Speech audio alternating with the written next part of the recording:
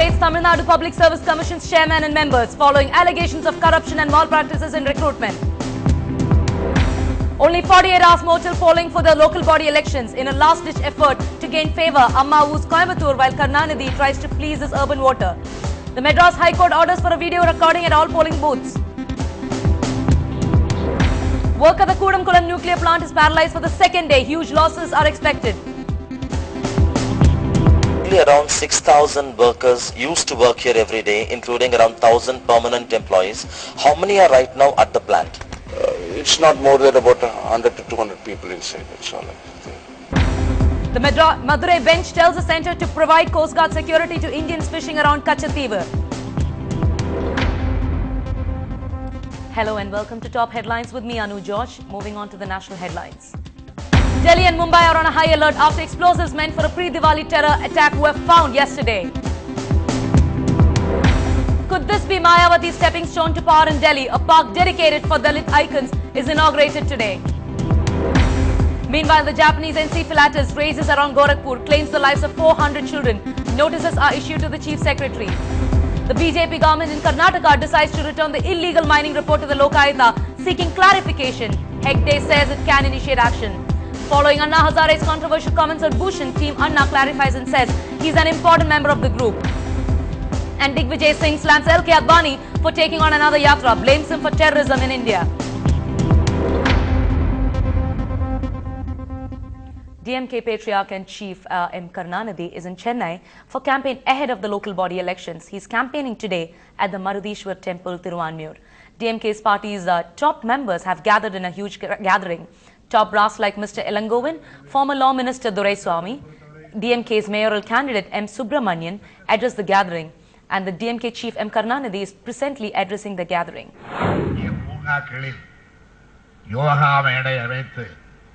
பொதுமக்களுக்கு இலவச யோகா பயிற்சி வழங்கப்பட்டு வருகிறது. சென்னை மாநகராட்சி மருத்துவமனைகளில் பிறந்து செந்தமிழில் பெயர் சூட்டப்பட்ட குழந்தைகளுக்கு 1 கிராம் தங்க மோதிரம் வழங்கும் திட்டம் இந்த மாநகராட்சியிலே தான் துவக்கி வைக்கப்பட்டது.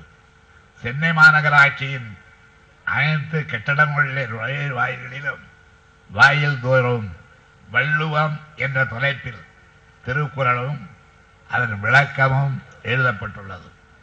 சென்னையிலே உள்ள வணிக வளாகங்களில் பெயர் பலகைகள் தமிழில் வைக்க நடவடிக்கை எடுக்கப்பட்டுள்ளது. தமிழில் கோப்புகளை முழுமையாக கையாளும் சென்னை மாநகராட்சி அலுவலர்களுக்கு சிறப்பு பரிசுகளை குடியரசு தினத்தன்று வழங்கப்படுகிறது. இப்படி பல்வேறு சாதனைகளை ஒரு மாநகராட்சி மன்றம் தமிழர்களுக்காக சென்னையின் தூய்மைக்காக நடத்தியது வேறு எங்கும் இல்லை. தமிழகத்திலே இந்த மாநகரத்திலே சென்னை மாநகரத்திலே மாத்திரம்தான் நடைபெற்று வந்த ஒன்று.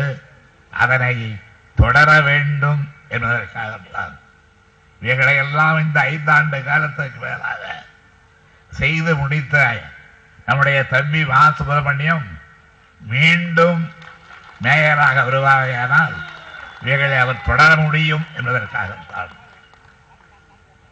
ஒரு மாநகராட்சி மன்றத்திற்கு புதியவர் ஒருவர் வந்தால் அவரால் நடைபெறுகின்ற காரியங்களை விட பழகியவர் ஒருவர் வந்தால் அவர் மேலும் புத்துணர்ச்சியோடு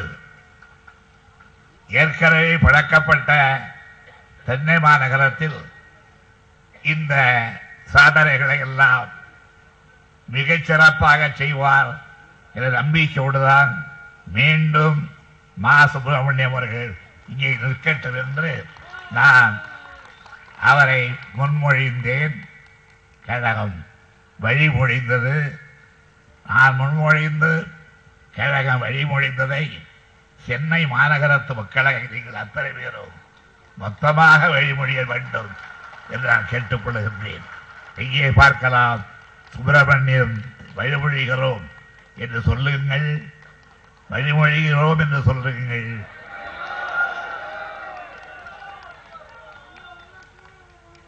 அத்தகைய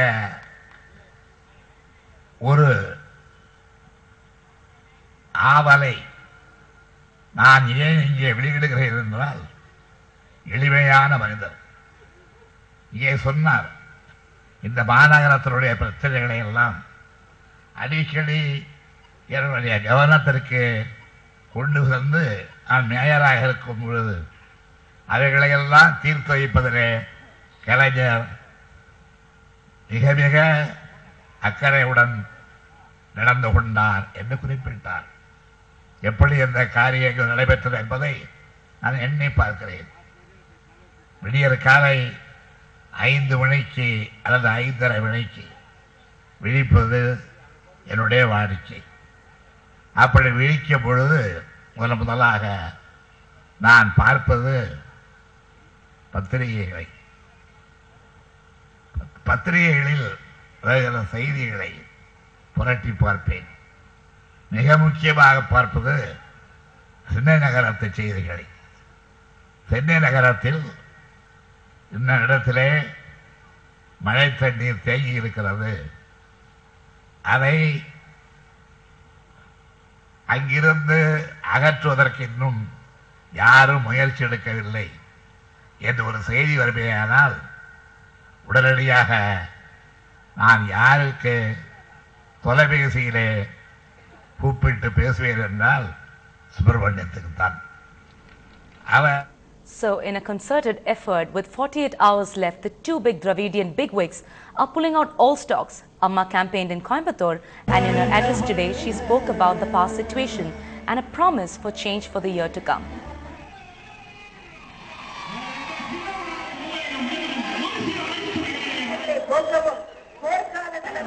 திமுக ஆட்சியில் மின்சார உற்பத்தியில் மின் குறை மாநிலமாக தமிழகம் விளங்கியது. நான் ஆட்சி பொறுப்பை ஏற்றவுடன் மின் உற்பத்தியை பெருக்கவும் மின்வெட்டை போக்கவும் போர்க்கால நடவடிக்கை எடுத்துள்ளேன். தமிழ்நாட்டில் தற்போது மின்வெட்டு படிப்படியாக குறைந்து கொண்டே வருகிறது. அடுத்த ஆண்டிற்குள் தமிழ்நாட்டை மின்வெட்டே இல்லாத மாநிலமாக நிச்சயம் ஆக்குவேன் என்பதை உறுதிபட தெரிவித்துக் கொள்கிறேன். Meanwhile, the Directorate of Vigilance and Anti-Corruption today conducted searches at the residences of many board members of the Tamil Nadu Public Service Commission. The searches were progressing in 16 places, including TNPSC chairman's residence in Kirpog Garden area. Sources in PTI added that the searches were also in Gopalapuram and Nandanam. The raids follow allegations of huge corruption and malpractices in recruitment. Members allegedly received 30 to 40 lakhs for key postings. TNPSC was recently brought under the purview of Vigilance Commission. The team was appointed during DMK regime, but the accused say that they are innocent. In the tough fight for the mayor's post, the battle is raging at a high pitch between the two top political parties in the state, while the AIDMK has pitched their candidate Saithai Doraisamy and looking for a change in the seat of power. The DMK's re-elected candidate M. Subramanian is pitched. It will be interesting to see if he'll get voted post his performance so far. மக்களுடைய குறைகளை, மக்களுடைய எதிர்பார்ப்புகளை பூர்த்தி செய்வதற்காகவும் 4 மாத கால புரட்சித் தலைவி அம்மா அவர்களுடைய மாண்புமிகு புரட்சித் தலைவி அம்மா அவருடைய தலைமையில் அமைந்திருக்கின்ற ஆட்சி மிகப்பெரிய அளப்பரிய பணிகளை ஆற்றி இருக்கிறது. அதற்காகவும் மக்களுடைய உணர்வுகளை புரிந்து ஆட்சி செய்கின்ற புரட்சித் தலைவி அம்மா அவர்களுடைய தலைமையில் கிரேட்டர் சென்னை இயங்கினால்தான் அபிவிருத்தி நடக்கும். ஆகவேதான் எங்களுக்கு வாக்களிப்பார்கள், நாங்கள் வெற்றி பெறுவோம். கடந்த 5 ஆண்டுகளில் தமிழக காவலர் தலைவர் கலைஞர்களும் தளபதி மு.க. ஸ்டாலின் அவர்களுடைய அறிவார்ந்த மற்றும் ஆக்கப்பூர்வமான வழிகாட்டுதலின்படி மாநகராட்சி ஏராளமான காரியங்களை செய்திருக்கிறது. அந்த காரியங்களை இப்போ ஜனங்க கையில் சொல்லி ஓட்டு கேட்கிறப்ப பெரிய அளவில் வரவேற்பு இருக்கு. நிச்சயமாக திமுக கழகம் பெருவாரியான வாக்குகள் வித்தியாசத்தில் வெற்றியினை பெறும். Amidst all this, the High Court ordered that all wards in Chennai voting must be videographed. The High Court ruled this in a petition filed by all of the DMK's 200 candidates. This was done to ensure a free and fair polling. Police personnel from other states are being brought in for a security cover. It is the 6th day of the hunger strike against the Kudankulam nuclear power plant, and the standoff has intensified work at Kudankulam nuclear plant, and it has been paralyzed for the second consecutive day. Protesters blocked all roads to the nuclear plant, with only around 25 of the 1,000 engineers and scientists at the premises for essential maintenance work. Currently, the authorities are discussing the district administration to send more members. Only a few hundred of the 6,000 contract workers are inside the plant. Sam Daniel spoke to the site director, who says more than 800 engineers and scientists couldn't move anywhere, and plant would suffer huge losses if workers are not let in by protesters. What is the ground situation now, sir? We are not able to go to the site, or not able to come out of the site by our people are there. So we are waiting for a clearance from the state district administration to escort us to the site actually. So I know totally around 6,000 workers used to work here every day, including around 1,000 permanent employees. How many are right now at the plant? It's not more than about 100 to 200 people inside, that's all. And is there anything to worry about? What will happen if this continues like this? No, it's a major worry. The maintenance work which we have been telling about it after our hot run activities, which we had to clean up, maintain this chemistry, the high voltage systems are all there. All will be having a difficulty there for us actually. This morning what happened? You said actually your employees were waiting to go to the office. Yeah, that's right actually. See, we wanted to go to the office before 6 o'clock actually there, and the question is that we have been asked to wait for 5 o'clock. Then we already organized all the transport. We requested all the employees, even though that is not the shift for them to go, because normally the shift starts at 7:30. Then everybody has cooperated and come over to at 5 o'clock itself, and then we were waiting for a clearance from the district administration whether we can move that safely to the place, and probably they have assessed the situation. They told us to be on hold till they find the situation is clear for us to move to the site actually. We are still waiting for that actually. It's a nuclear power plant. Is there anything to worry about, that if any essential maintenance work is not done, what will be the impact on the equipment? No, it's presently this plant, already the nuclear process has not started actually there. So there is nothing like that which we should worry about it going to do it, safety-wise, for the public safety or anything like that. It's a question of an economic penalty for the equipment, which would definitely get damaged if you do not do this maintenance work even in one day there, and monitoring those things are there actually. But anyway, I can assure you that we have ensured that the emergency crew which monitors it and maintains it there, we have sent it the minimal one actually there. But still, if it continues for a longer time, we would definitely have a very greater economic penalty for this basically. Losses you mean? Yeah, economic losses mean basically. It will be in tune of? No, that we're not assessed basically there, but it will be definitely, we have to see that, and we are hopeful that our people will definitely understand. They will give us. It's only a question of maybe this day, probably from tomorrow. We are very hopeful. Even today afternoon also, we are sitting with the hope that we'll be able to go to the site and then do our work actually there. Moving on, Madras High Court's Madurai bench directs Centre to provide Coast Guard security to Indians fishing around Kachativa. A senior naval officer has to supervise security arrangements. Madras High Court has to decide on Air Force protection to fishermen on November 16th. Advocate Peter joined us with more details on this development. Here is what he had to say. We are asked for a three-tier security, namely naval, Air Force and Coast Guard security. The first two have been ordered by the High Court today.